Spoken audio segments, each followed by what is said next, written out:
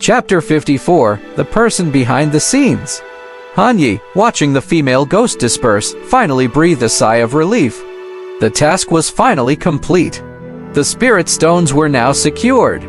He touched his own face, murmuring to himself, "Have I become a seducer of young women?" Although the level of his Wei Wu legacy attribute wasn't high, it had inadvertently helped him accomplish many things. Tushin Kingli, seeing that the female ghost had truly dispersed, was completely dumbfounded. "Is his eat over? But we?" Hanya stretched lazily, reclined back in his chair, rubbing his temples. Although there are still many unresolved doubts about this case, the task is completed nonetheless, so it's not my problem anymore. Master, please purchase a soul-nurturing device. "I will no longer take refuge in your body," said Tushin Kingli. "Understood," Han Yi replied, finding it strange. Why hadn't Chu Shanyu sensed the disturbance earlier? It didn't make sense. Their agreement was to come forward at the slightest signs of disturbance. The female ghost had been dealt with, but Chu Shanyu hadn't shown up yet. Han Yi, perplexed, got up to walk into the mansion's long corridor, knocking on the door. "Miss Chu, are you inside?" he asked outside the door. However, the room remained silent with no response for a long time. "Master, you're talking about the girl wearing a white dress, aren't you?" "It's her." Han Yi frowned, forcibly pushing the door open and storming inside, only to find the room empty. A bedspread lay scattered on the bed, the window wide open. The moonlight streamed in through the eaves, casting its glow onto the floor. He spotted a half-eaten wooden stick on the ground, still covered with molasses. Tushin Kingli sniffed the air and said solemnly, "Master, there is a heavy yin aura in this room." Narrowing his eyes, Han Yi was struck by a terrible premonition. Deep into the night, every household had their doors and windows tightly shut. Chu Shanyu walked alone in the dark alleys, her emerald green sword in hand. With her erect posture and swirling sword aura, no one dared to approach her. Her countenance solemn, she inspected every corner. Earlier, she'd been peacefully lying on her bed, cultivating and resting her eyes.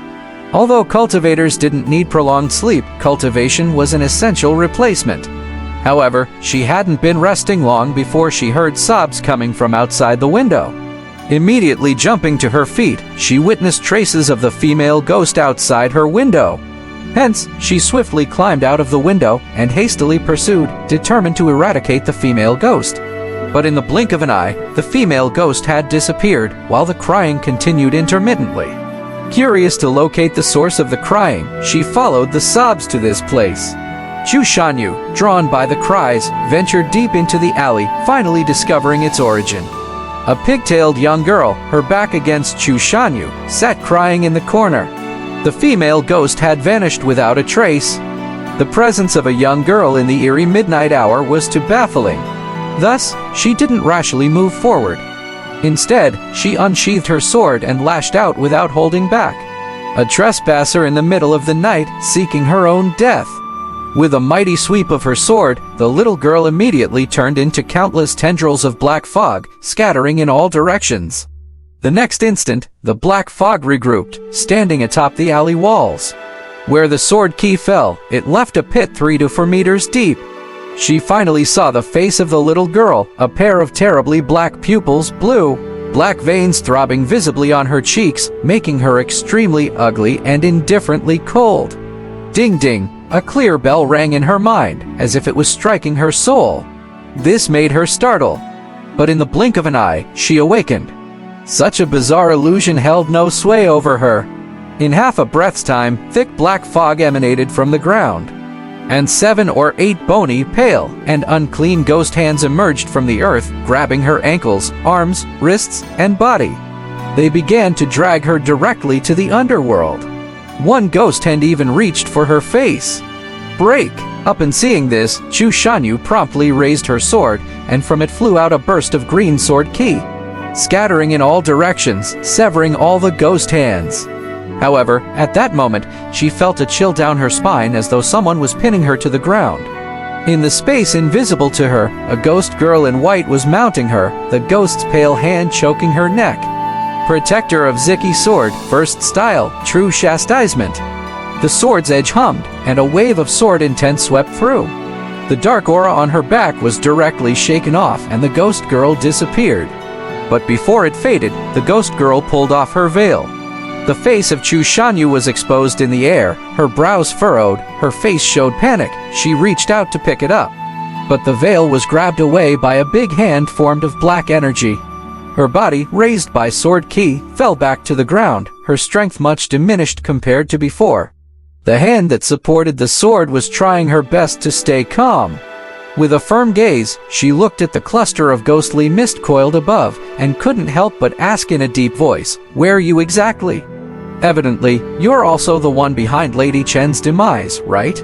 Facing these ghostly creatures, she couldn't help but feel worried. No wonder Han Yi said that this mission was suspicious. Lady Chen, who wasn't supposed to form a grudge, had formed one so early.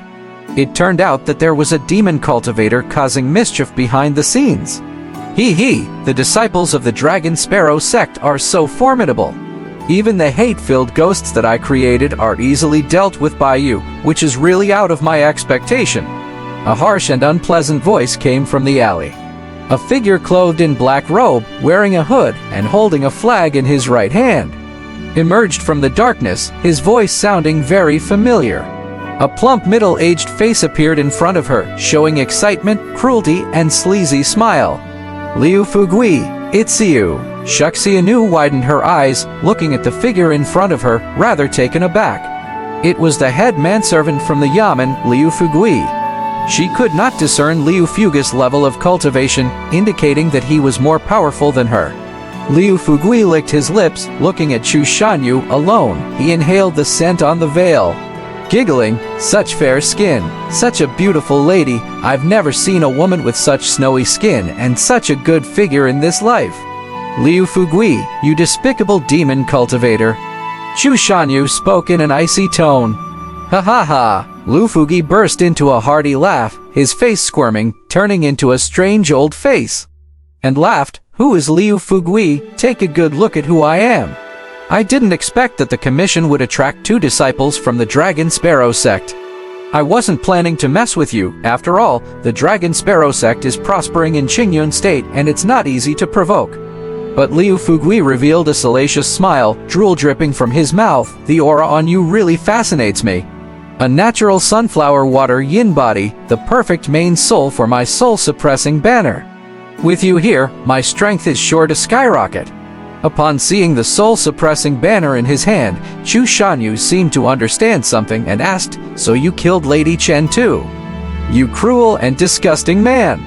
Liu Fugui sneered, "You destroyed my treasures, yet you still dare to talk big. You truly don't know when to quit. I promised her she could stay with her husband forever. I never expected she would be exorcised by a novice monk in the middle of the process. It really pisses me off."